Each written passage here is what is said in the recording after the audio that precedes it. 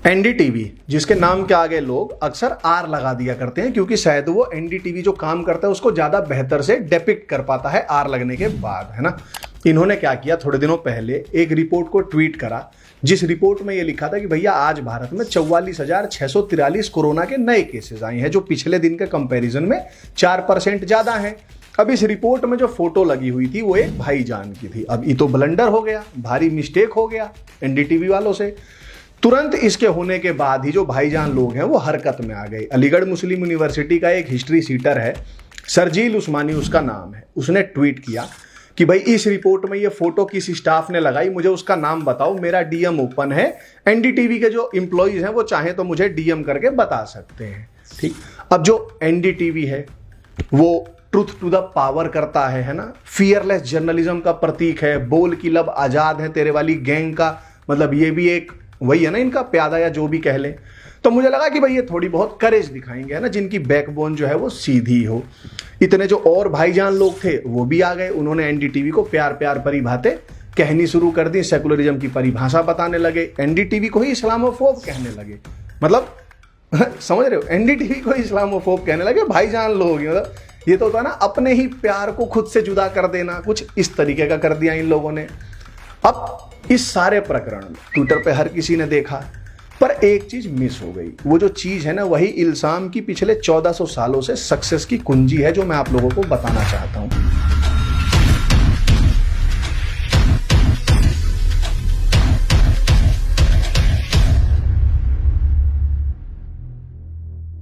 सरजील उस्मानी ने क्या ट्वीट किया, उसने एनडीटीवी के खिलाफ ट्वीट नहीं किया, उसने उस स्टाफ का नाम जानना चाहा जिसने उस रिपोर्ट में वो फोटो लगाई थी। और एनडीटीवी को मैसेज मिल गया, वो रिपोर्ट जो इन्होंने ट्वीट की थी वही इन लोगों ने अपने ट्विटर हैंडल से डिलीट मार दी। अब ये देखा जाए तो इसमें कौन सी मैं आपको नई बात बता रहा हूं, है ना। तो जी इसमें जो मैं आपको बताना चाह रहा हूं वो ये है कि एनडीटीवी अपने आप में क्या है, वो एक एब्स्ट्रैक्ट आइडिया है, एक इमेजिनेशन है। हाँ वो बात अलग है कि भैया एक बिल्डिंग होगी जिसको एनडीटीवी का हेडक्वार्टर कहते होंगे, एनडीटीवी नाम से एक कंपनी रजिस्टर्ड होगी, कुछ लोग होंगे जो खुद को एनडीटीवी का एम्प्लॉय कहते होंगे, डायरेक्टर कहते होंगे, परंतु एनडीटीवी को आप छू नहीं सकते, आप उसे ना पकड़ नहीं सकते, आप उसे कोर्ट में पेश भी नहीं कर सकते।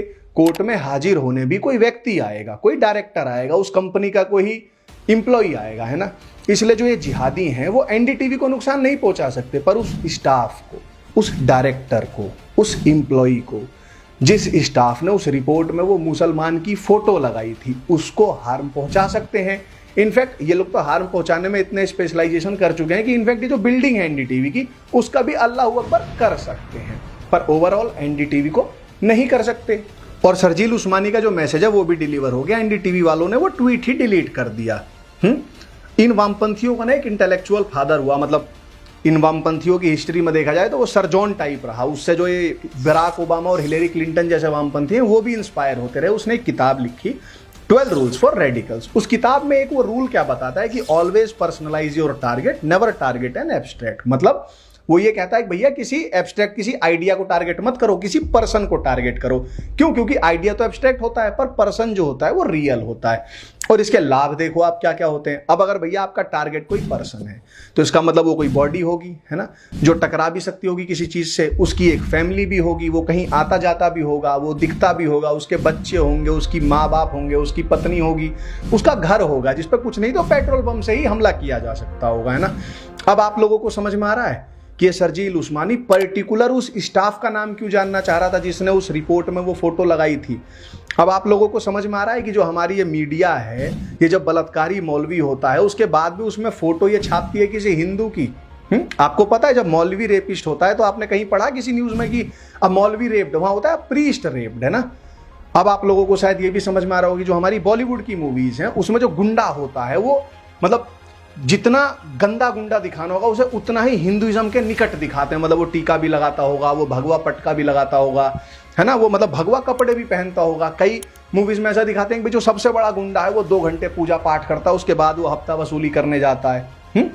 और ये जो ऐसा करते हैं इन मूवीज में, जो इन अखबारों में, जो इन न्यूज चैनल्स में, उनको पता होता है कि जो हिंदू हैं ये हमेशा एब्स्ट्रैक्ट को अटैक करते हैं, ये टीवी चैनल को अटैक करेंगे, ये उस पब्लिकेशन हाउस को टारगेट करेंगे, उस पर अटैक करेंगे, और वो भी जो सब होगा वो वर्बल होगा, सोशल मीडिया पे हैशटैग तक ही लिमिटेड होगा। इनफैक्ट ये जो खुरापात करने वाले जो ये प्रेस्टिट्यूट्स होंगे, जो ये मतलब मूवी मेकर्स वगैरह होंगे, अगर ये कहीं रियल लाइफ में मिल जाए इन हिंदुओं को, तो ये हिंदू उनके साथ सेल्फी खिंचवाने के लिए भगदड़ मचा देंगे, स्टैम्पेड वाली सिचुएशन अराइज हो जाएगी। अब आप लोगों को समझ में आ रहा है। और जिस इल्जाम को हम लोग बड़े भाई का कुर्ता छोटे भाई का पजामा कह के रिडिक्यूल करके मतलब ऐसे कर देते हैं, आपकी जानकारी के लिए बता दूं माय डियर फ्रेंड्स, जो इल्जाम है ये इतना डम है नहीं, और ये आज से नहीं, ये 1400 साल से ही इतना डम नहीं है। ये जो एलेंस्की वाली जो ये है ना रूल है, जो इसका ऑलवेज पर्सनलाइज द टारगेट, इसका एक एग्जाम्पल सुनो। 1400 साल पहले मदीना में एक पोएटेस हुई, उसने एक आइडियल मैन को मॉक करते हुए कविता लिख दी।